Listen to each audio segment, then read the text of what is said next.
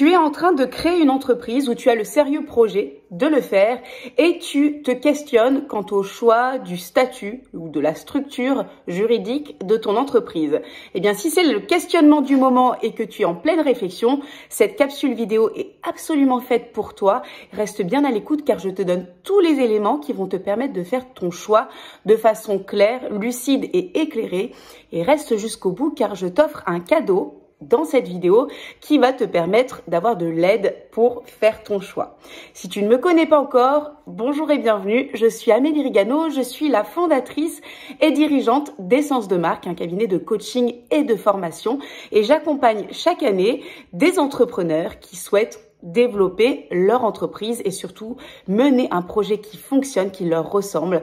Et plus ce projet sera lié à ta personne et plus tu vas le mener avec cœur et réussite et une stratégie efficace. Quand tu cherches à choisir et à sélectionner la structure de ta future entreprise, eh bien, tu vas trouver une masse d'informations et de choses aussi contradictoires. Ça peut aussi te mener en difficulté parce que finalement, ça finit par te perdre.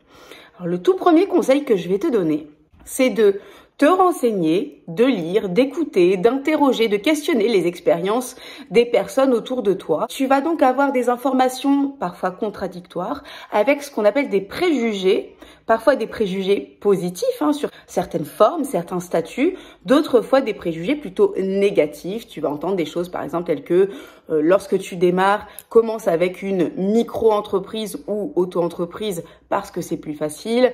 L'entreprise individuelle, c'est bien, fais attention, il y a quand même des risques liés au statut. Le URL, oulala, c'est compliqué, c'est plein de coûts. La SASU, ça peut être simple parce que beaucoup de liberté, etc., etc.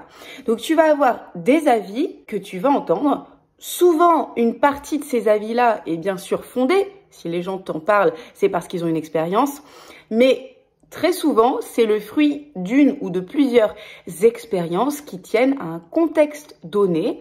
Et donc, ce qui aura été source d'échec pour une personne, un entrepreneur ou de difficulté pour d'autres, ne sera pas forcément le cas pour toi parce que chaque situation est différente.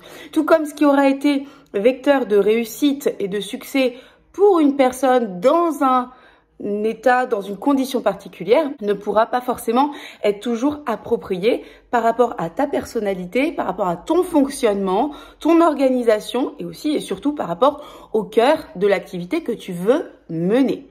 Donc, premier conseil, écoute, lis, entends tout ce qui se passe, mais surtout, fais-toi toujours ton propre avis et fais toi-même tes propres choix. Parce que, quelles que soient les conséquences, qu'elles soient positives ou moins positives, ce sera toujours toi qui en assumeras les fruits ou les échecs. Donc, ce sont tes propres choix. Vraiment, c'est important parce que j'ai entendu beaucoup de personnes qui ont pu écouter des choses parfois assez aberrantes et pas du tout adaptées pour leur propre situation.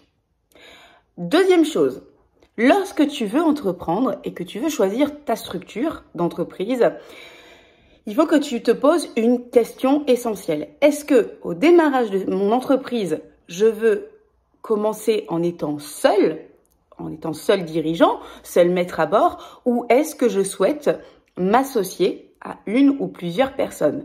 Parce que forcément, selon que tu vas être seul ou associé à une ou plusieurs personnes, eh bien, le statut juridique sera logiquement différent. Donc la plupart du temps, les personnes que j'accompagne sont seules au démarrage, même si parfois on va choisir aussi le statut avec des associés. Donc je t'en parle dans un instant parce que c'est aussi quelque chose qui se fait fréquemment. Mais la plupart du temps, lorsqu'on entreprend, on démarre son propre projet. Et donc quand tu entreprends seul, tu vas avoir le choix entre deux structures différentes, l'entreprise individuelle ou la société individuelle. Quelle est la différence entre les deux? Si tu as une entreprise individuelle, il n'y a pas de dissociation en termes de personnalité juridique. Donc, si moi, Amélie, Essence de Marque est une entreprise individuelle, que ce soit sous la forme de la micro-entreprise ou de l'entreprise individuelle au sens plus classique, ça reste la même chose. Essence de Marque, en fait, c'est juste un nom commercial, mais n'existe pas en tant que tel. C'est Amélie qui est Essence de Marque. Donc, il n'y a pas de dissociation. Ça veut dire que lorsque l'entreprise fonctionne bien, qu'elle se porte bien, qu'elle est en bonne santé financière et que tout est positif, Ça veut dire que moi aussi, sur le plan commercial, financier, professionnel, je vais très bien. Quand l'entreprise a des difficultés, et en particulier quand on parle de difficultés, le plus souvent pour une entreprise, ce sont des difficultés liées au chiffre d'affaires et donc des difficultés financières, mais aussi parfois des dettes. Et il n'y a pas de dissociation entre les dettes de l'entreprise et celles qui seraient les miennes. Ça veut dire que les dettes d'entreprise sont les dettes d'Amélie. Et donc, en cas de difficultés financières et que des créanciers viennent demander le remboursement de ces dettes devant un tribunal, en l'occurrence, le juge va certainement demander à ce qu'on aille chercher sur mes comptes personnels. Et donc, lorsque vous êtes marié, en communauté des biens, que vous avez une famille, il faut aussi être vigilant sur ces points, parce que ça peut être source aussi de difficultés financières puisqu'il n'y a pas de dissociation. Alors que dans une société, on a ce qu'on appelle la personnalité morale. L'entreprise, Essence de Marque, étant une société, donc moi, pour recontextualiser les choses, Essence de Marque à ce jour est une EURL, j'en parlerai dans un petit instant. Eh bien, Essence de Marque, ça n'est pas moi. Donc ça veut dire aussi que l'argent qui rentre dans ma société n'est pas le mien. Moi, je me verse une rémunération, mais l'argent de ma société ne m'appartient pas. Donc, j'ai des comptes à rendre et pour cela, je fais appel à un comptable. J'ai des comptes à rendre à la société puisque l'entreprise, la société, j'en suis la gérante, mais ça n'est pas moi. Et donc, ça aussi, c'est intéressant parce que lorsque la société se porte bien, elle fructifie à part entière. Bien sûr que j'en profite personnellement, puisque j'en suis la dirigeante directement, mais c'est la société elle-même qui fructifie. Lorsque la société est en difficulté financière, alors évidemment, il va y avoir des conséquences sur votre vie d'entrepreneur, sur la vie du gérant, la vie financière, le taux de stress et tout ce que ça génère, mais c'est la société qui a ces difficultés et ce n'est pas votre individualité qui est impactée. On verra qu'il y a quand même, attention, dans les deux cas, il y a aussi des possibilités de se protéger ou bien sûr d'être aussi mise en cause si je gère très mal ma société et que je dilapide l'argent de la société et qu'un jour j'arrive devant le tribunal en disant je me mets en liquidation parce que je n'ai plus d'argent et de quoi rembourser des créanciers, ça va bien sûr logiquement poser difficulté et ce ne sera pas accepté tel quel, heureusement. Mais dans les grandes lignes, retenez ça. Une entreprise individuelle, il n'y a pas de dissociation entre votre personne et votre entreprise. Vous avez ce qu'on appelle un non commercial parce que les gens ont besoin, et vous aussi, d'identifier votre activité. Et pour une société, il y a votre personnalité physique et la personnalité morale de votre société. Donc deux personnes juridiquement distinctes. Une personne morale, une personnalité morale qui est la société, une personne physique qui, elle, par contre, peut être mise en cause sur les plans, bien sûr, civil et pénal. Pénalement, ce n'est jamais une société qui est responsable, il y a toujours des individus derrière.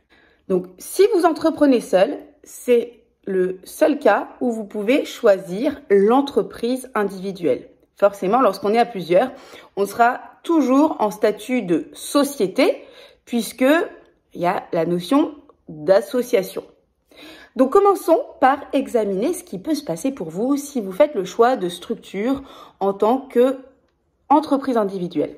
Donc, entreprise individuelle, il y a deux possibilités. Vous pouvez avoir une entreprise individuelle classique, format classique, ou très souvent, on va commencer, lorsqu'on démarre une structure, par le choix de la micro-entreprise. Donc aujourd'hui, on ne fait plus la distinction entre l'auto-entreprise, micro-entreprise, c'est la même chose. Alors dans une micro-entreprise, on a un seul entrepreneur. La notion d'associé n'existe pas, puisqu'il n'y a qu'une seule personne et l'entreprise, vous l'avez bien compris, c'est vous-même.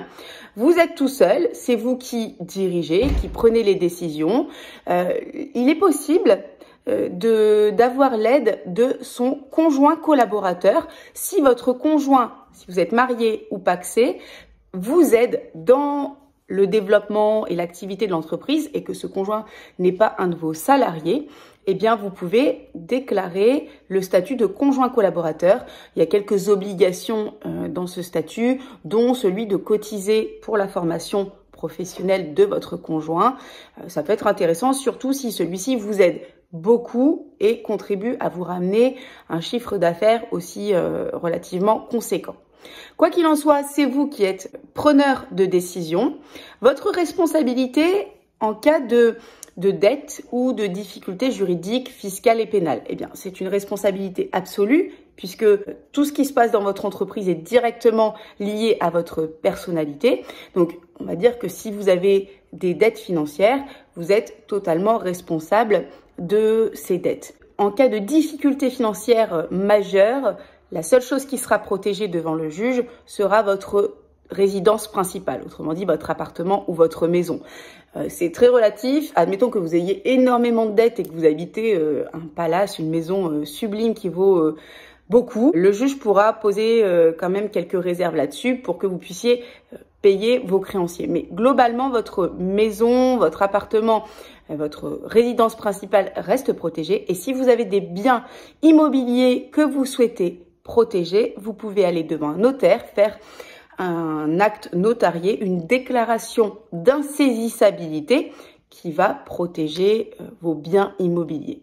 Et on va dire que si vous avez des dettes, c'est vous qui êtes responsable de rembourser bien sûr vos créanciers. Mais quand l'entreprise fonctionne très bien, et c'est ce qu'on vous souhaite, quand il y a un beau chiffre d'affaires, quand il y a des recettes très régulières, eh bien c'est vous qui vous portez aussi très bien sur le plan financier. Concernant le régime fiscal de l'entreprise, vous êtes soumis à l'impôt sur le revenu. La particularité entre la micro-entreprise et l'entreprise individuelle plus classique, c'est que vous avez un chiffre d'affaires maximal qui, s'il est atteint, va vous obliger à passer soit en entreprise individuelle hors micro-entreprise ou basculer dans le statut de la société individuelle. Donc c'est si vous avez une activité de service, c'est un chiffre d'affaires maximal de 34 400 €, en tout cas aujourd'hui en 2022. Et si vous avez une activité commerciale, c'est un chiffre d'affaires maximal de 85 800 €. Donc ça vous laisse une marge intéressante pour démarrer dans là où les quelques premières années de votre activité, sachant que finalement la micro-entreprise a vocation à basculer dans un autre statut, surtout si c'est votre activité principale. Votre rémunération n'est pas déductible des bénéfices puisque individus et entreprises sont identiques aux yeux de la loi. Vous êtes soumis en entreprise individuelle, micro-entreprise pareillement, au régime des TNS, des travailleurs non salariés. Donc je précise qu'aujourd'hui, ce régime équivaut peu ou prou à celui des travailleurs salariés. Autrefois, il était beaucoup moins protecteur. Aujourd'hui, il est pratiquement à l'identique. Mais bien sûr que vous allez devoir vous-même payer une mutuelle pour vous protéger de façon complémentaire. Donc, concernant la micro-entreprise, mon avis, celui que je vous donne, et là encore, ça rejoint le tout premier conseil que je vous ai donné, faites-vous toujours votre propre avis. Quoi que l'on vous dise, c'est un régime plutôt simplifié qui est assez idéal lorsqu'on veut démarrer une entreprise qui présente peu d'investissement au démarrage. Mais il faut garder à l'esprit que c'est un statut évolutif puisque votre chiffre d'affaires a vocation lui-même à grandir et dans ce cas-là, bien vous allez ultérieurement basculer en tant qu'entreprise individuelle ou que EURL ou SASU ou si vous avez des associés avec d'autres statuts. C'est un statut plutôt intéressant, surtout si vous n'avez jamais dirigé d'entreprise, que vous êtes un jeune entrepreneur et que c'est une question toute neuve pour vous. Donc l'entreprise individuelle, si on est hors statut micro-entreprise, c'est exactement ce que je viens de vous dire. C'est la même chose, les mêmes principes, donc je ne vais pas les répéter. La seule variable, la seule différence, c'est que là, on n'a pas de limite de chiffre d'affaires. C'est une entreprise qui paye aussi, bien sûr, des cotisations dans les deux cas. Retenez aussi que lorsqu'on est en micro-entreprise ou entreprise individuelle, on peut avoir des salariés. Vous êtes seul dirigeant, mais vous avez aussi possibilité et le droit d'avoir des salariés. Donc, si vous démarrez, que c'est une toute jeune entreprise et que vous souhaitez bénéficier de l'aide et accompagner aussi bien sûr des stagiaires, des alternants, des apprentis et employer des personnes à part entière, eh bien vous avez le droit de le faire parce que ce statut vous autorise, vous êtes le gérant d'une entreprise. Donc le dernier conseil que je vous donne sur ces statuts-là, et en particulier dans le cas de la micro-entreprise, si le nom s'appelle micro-entreprise parce que c'est un régime simplifié, il n'en reste pas moins que vous êtes entrepreneur, chef d'entreprise. Donc mettez-vous tout de suite dès que vous êtes dans la démarche de création d'une entreprise, dans la posture d'un dirigeant d'entreprise. Le statut, c'est un statut devant la loi, mais la posture, elle, c'est celle d'un entrepreneur, d'un dirigeant. C'est pas toujours simple, lorsqu'on n'a jamais créé et eu son entreprise, d'être dans une posture d'entrepreneur et de chef d'entreprise. Donc n'hésitez pas à vous faire accompagner si vous avez besoin d'endosser cette stature, cette posture, parce que ça vous fera gagner du temps, de l'efficacité, de l'argent aussi et de la crédibilité devant les différents partenaires et vos futurs clients quand vous endossez ce costume. Donc si vous avez besoin d'aide, n'hésitez pas à vous faire accompagner dans le cadre de formations comme le parcours Happy Entrepreneuriat que je propose chaque année régulièrement, qui permet vraiment d'aller travailler au plus profond de soi, qui je suis en tant qu'individu, en tant que dirigeant et où je veux mener mon entreprise. Et si votre entreprise est déjà existante et que vous avez besoin de travailler là-dessus, n'hésitez pas aussi à vous faire coacher, accompagner, que ce soit par moi ou par une personne de confiance. Donc ça, c'est pour l'entreprise individuelle. Si vous êtes seul et que vous entreprenez seul, mais que vous souhaitez bénéficier du statut sociétal, donc d'être en société, vous pouvez opter pour l'EURL, l'entreprise unipersonnelle à responsabilité limitée. Donc là, on est dans le cadre d'une société. Comme je vous le disais tout à l'heure, votre entreprise et vous êtes deux personnalités juridiques distinctes. Vous êtes gérant, donc vous avez des responsabilités civiles, pénales et des responsabilités de bonne gestion de votre entreprise devant la loi, devant aussi vos clients, devant vos différents créanciers, si vous avez des investissements à faire. Mais il y a cette notion qui est très importante de personnalité morale. Donc votre société, lorsque vous créez une société, une EURL, eh bien vous créez, vous bâtissez une personnalité juridique à part entière. Et devant la loi, en termes de statut, vous êtes considéré comme associé unique de votre entreprise. Donc ça donne lieu à des situations un petit peu cocasses. Par exemple, chaque année, vous êtes tenu de faire ce qu'on appelle une assemblée générale où vous validez les comptes, les bilans, où vous validez aussi la continuité des statuts. Dans les faits, vous n'êtes pas non plus complètement fou, vous n'allez pas vous réunir avec vous-même. Souvent, c'est votre comptable qui établit ces documents, qui vous les soumet et c'est vous qui les signez de façon à être dans la légalité. Donc, il faut reconnaître que lorsque vous passez en société, vous avez quand même des formalités et des obligations plus importante que dans le cadre de l'entreprise individuelle. Ne serait-ce que sur le plan comptable, vous devez avoir un expert comptable, vous devez réaliser des bilans annuels, vous avez des obligations aussi devant le greffe à transmettre certains documents, une domiciliation juridique, donc un certain nombre d'éléments que vous n'avez pas dans la même mesure en entreprise individuelle. Au niveau du capital social, lorsque vous démarrez une URL, vous pouvez choisir librement le montant que vous versez au démarrage. Donc, on a le droit de créer une société, une URL, avec 1 € symbolique. Pour autant, je ne vous le conseille pas. Je vous le conseille pas parce que vous allez derrière aller chercher des clients. Et il est vrai que le capital social est aussi un symbole de la valeur que vous attribuez à votre société au moment de sa création. Donc, si vous avez une activité avec peu d'investissement, qui nécessite peu de matériel et d'investissement, vous n'avez pas besoin d'avoir un énorme capital social de départ. Mais je vous conseille quand même de choisir un capital social à 4 chiffres pour plus de crédibilité. Maintenant, attention, que cela ne vous retienne pas de créer votre société, bien sûr, mais évitez le capital social de départ à 1 € symbolique. Et au moment où vous constituez la société, il faut verser 20% de ce capital social. Le restant est à reverser régulièrement, à compléter dans les 5 années qui suivent la création de votre société. Vous êtes devant la loi, devant la société, le gérant associé unique. Ça veut dire que c'est vous qui prenez les décisions principales, voire toutes les décisions. Votre responsabilité aussi, en cas de dette, en cas de questions juridiques, eh bien, votre responsabilité est limitée aux apports que vous avez amenés dans l'entreprise, dans la société. Sauf en cas de responsabilité civile et pénale. Évidemment, hein, si vous faites une grave erreur chez un client, vous serez responsable civilement et ou pénalement, ce qui est bien logique. Hein. Donc là, ce sera votre personnalité, votre personne. Et aussi, vous serez responsable en cas de faute de gestion. Donc ça, c'est une appellation juridique également, la faute de gestion.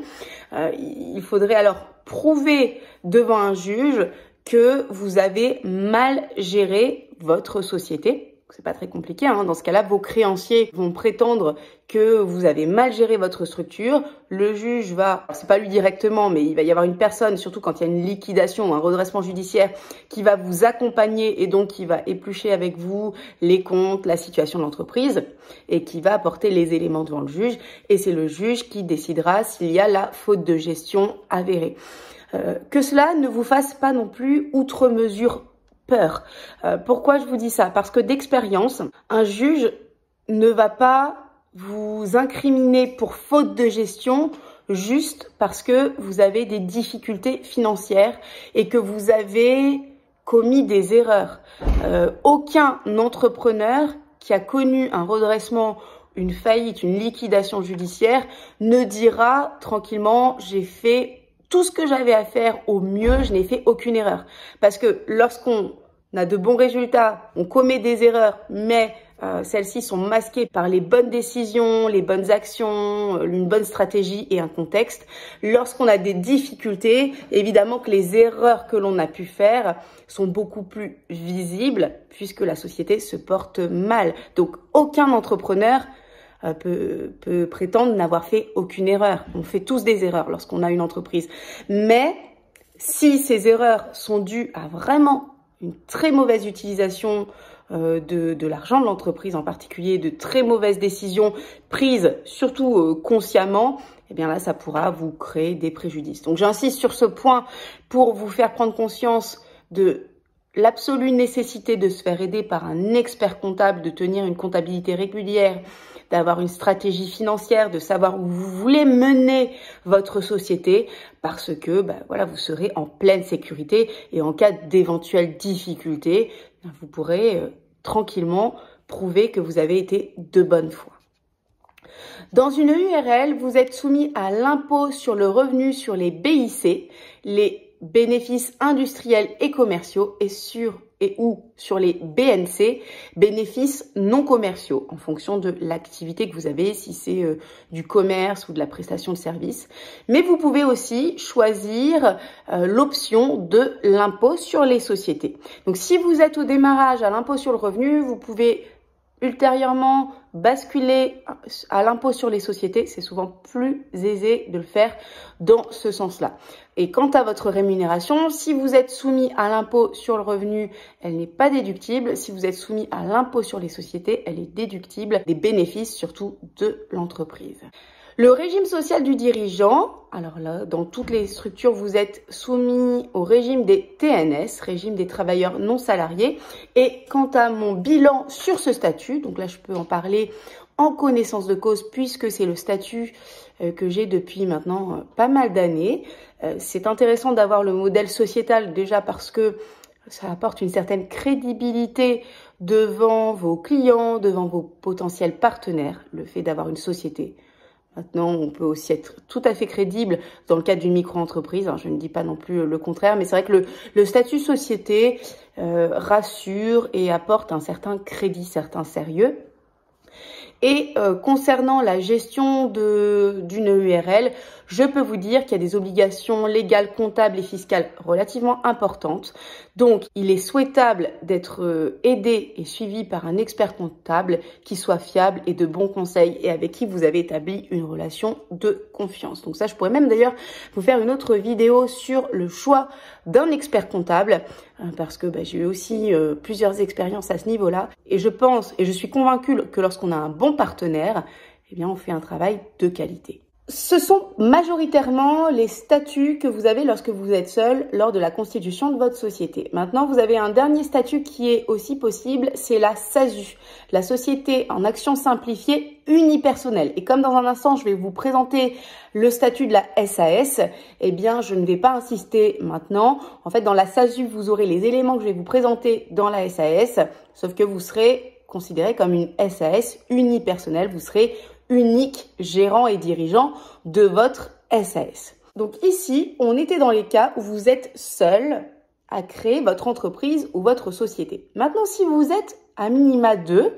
ou plusieurs personnes à vouloir unir et allier vos forces pour créer une société, eh bien vous allez être dans un statut différent. La plupart du temps, vous allez être en SARL. Donc la SARL, c'est la société à responsabilité limitée. Donc la SARL est le pendant direct de l'EURL. L'EURL, c'est dans le cas où vous êtes seul à créer votre société. La SARL, c'est dans le cas où vous êtes 2 au minimum, 100 au maximum en tant qu'associé. Pour le capital de départ, le capital social, le montant est libre. Le principe reste le même. Vous versez 20% à la constitution de la société. Vous pouvez aussi verser la totalité, bien sûr. Et le reste sera versé au plus tard dans les 5 années suivant la constitution de la société. Donc, là aussi, on évite l'euro symbolique pour montrer l'importance aussi que l'on accorde à sa société.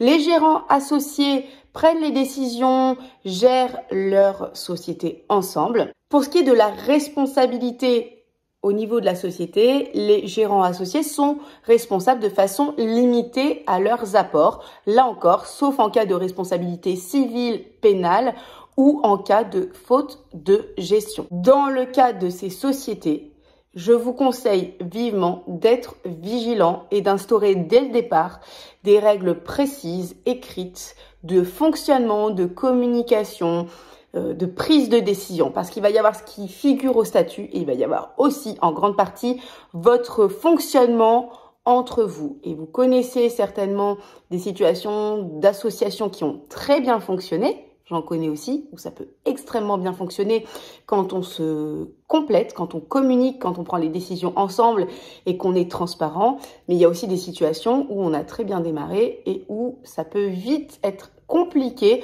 lorsqu'une personne fonctionne différemment de l'autre ou des autres personnes et où il y a des prises de décision qui sont contradictoires, voire douloureuses pour la société. En cas de faute de gestion avérée, même si ce n'est pas vous qui êtes à l'origine de la faute de gestion, si votre associé ou vos associés ne sont pas solvables, eh bien ce sera vous qui devrez payer. Donc c'est important d'établir des règles qui soient efficaces. On est soumis, dans le cas de la SARL, à l'impôt sur les sociétés. Pour les toutes jeunes SARL, il est possible de faire le choix de l'impôt sur le revenu sous quelques conditions, mais retenez qu'on est dans les sociétés, surtout lorsqu'on est plusieurs, soumis à l'impôt sur les sociétés. La rémunération des gérants est déductible des bénéfices. Les gérants sont au régime des TNS, en tout cas le gérant majoritaire, sachant que les gérants minoritaires peuvent être au régime salarié. Pour moi, je pense que la SARL, c'est une forme juridique intéressante qui est appropriée pour des projets de nombreuses formes de projets. On peut appeler ça un statut passe-partout. Là, il faut reconnaître que dans la SARL, ça nécessite beaucoup de formalisme, de rigueur, de communication entre les associés. Et donc, mon point de vigilance, c'est de vous encourager à faire attention aux divergences de fonctionnement dans la gestion financière, la prise de décision et la vision stratégique de votre société. Donc là aussi, je pense, mais vivement, qu'il est important d'avoir recours régulièrement à une tierce personne. Ça peut être un coach, ça peut être une personne de confiance qui a une vision neutre et objective sur votre activité pour avoir des conseils et pour pouvoir vous référer à cette personne.